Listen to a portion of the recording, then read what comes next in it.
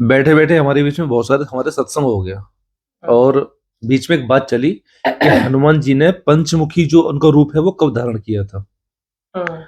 तो मैंने मम्मी को तो बता दिया, लेकिन अब आपको बता देता हूँ कि हनुमान जी ने पंचमुखी रूप कब धारण किया था। हनुमान जी ने जो पंचमुखी रूप धारण किया था उसमें 5 मुख थे, ये तो सबको पता है, लेकिन धारण कब किया था उसकी कहानी मैं अब आपको बताता हूँ।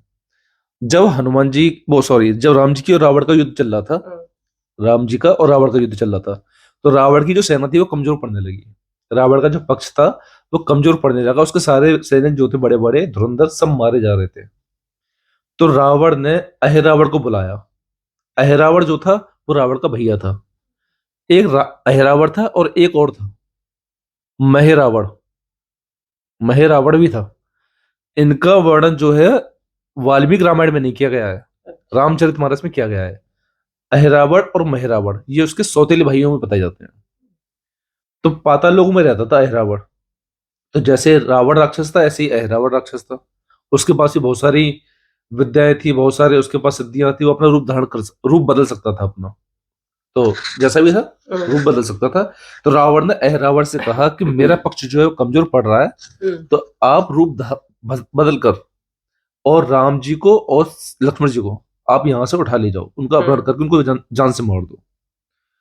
तो जब सारी सेना रात को सो रही थी तो अहिरावण ने रूप बदला। किसका रूप लिया था? विभीषण का। हाँ। अहिरावण ने विभीषण का रूप धारण करके आया और राम जी को लक्ष्मण जी को उठा के अपने पाताल लोक में ले गया। और वहां माता के सामने उनकी बलि देने की तैयारी करने लगा कि जो उनकी माता की जो पूजा करता था माता रानी की कि मैं इनके सामने इन दोनों की बलि दूंगा। आगे क्या होता है? जब सारी सेना को पता चलता है कि रावण ने इनका अपहरण करवा दिया है, तो विभीषण समझ गए कि चाल किसकी है। तो विभीषण ने बताया हनुमान जी को कि ये सारी चाल है अहिरावण की और वो पाताल लोक में रहता है, आप वहां जाकर उनको बचाकर ले आइए। तो हनुमान जी पहुंचते हैं पाताल लोक।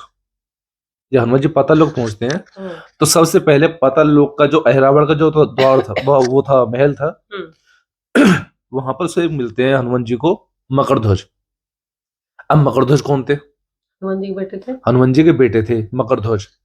तो हनुमान जी ने भी ये पूछा कि तुम कौन हो? कि मैं हनुमान जी का बेटा हूँ, हनुमान जी का पुत्र हूँ। बोले मैं तो यार बाल ब्रह्मचारी ठहरा, तुम कब पैदा हो गए? तो उन्होंने बताया कि जब तुमने लंका में दहन किया था, लंका का जो लंका में आग लगाई थी, तो अब फिर आप अपनी पूंछ बुझाने के लिए समुद्र में पहुंचे हो। जब समुद्र में पहुंचे तो आपके पसीना जो है वो एक मछली ने धारण कर लिया है, जिससे वो गर्भवती हो गई। और वो मछली अहिरावण के महल में लाई जाती है मुझे काटने के लिए, मतलब मुझे नहीं, सॉरी, मछली को काटने के लिए, खाने के लिए। तो उसमें से जब मैं पैदा हुआ हूं तो मेरा जो पालन पोषण है वो अहिरावण के द्वारा ही किया गया है। तो अब मैं अहिरावण की सेवा कर रहा हूँ। तो इन दोनों में बहुत ज्यादा युद्ध होता है, हनुमान जी और हनुमान जी के बेटे में। तो हनुमान जी थे, हनुमान जी जीत गए। तो उन्होंने मकरध्वज को बांध दिया। और जब अंदर पहुंचते हैं तो वो देखते हैं कि माता रानी का जो तस्वीर है, मूर्ति है, उसके सामने राम जी और लक्ष्मण जी जो है मूर्छित पड़े हुए हैं, बंधे हुए पड़े हुए हैं।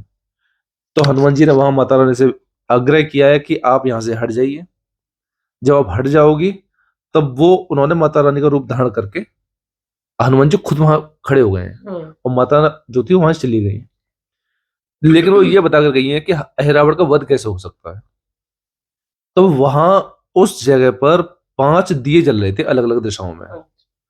तो अहिरावण का जो वध था, उसको जो वरदान प्राप्त था वो ये था कि इन 5 दीपकों को जो एक साथ बुझा देगा, अगर ये एक साथ बुझ जाएंगे तो अहिरावण जो है मर जाएगा। इस चक्कर में हनुमान जी ने 5 मुख धारण किए थे अलग अलग दिशाओं में। और अलग अलग दिशाओं में जो मुख धारण किए थे उनसे एक साथ फूंक मार के उन्होंने सब 5 दिए बुझा दिए थे। और अहिरावण इस तरीके से मर जाता है और हनुमान जी राम जी को और लक्ष्मण जी को बचाकर ले आते हैं।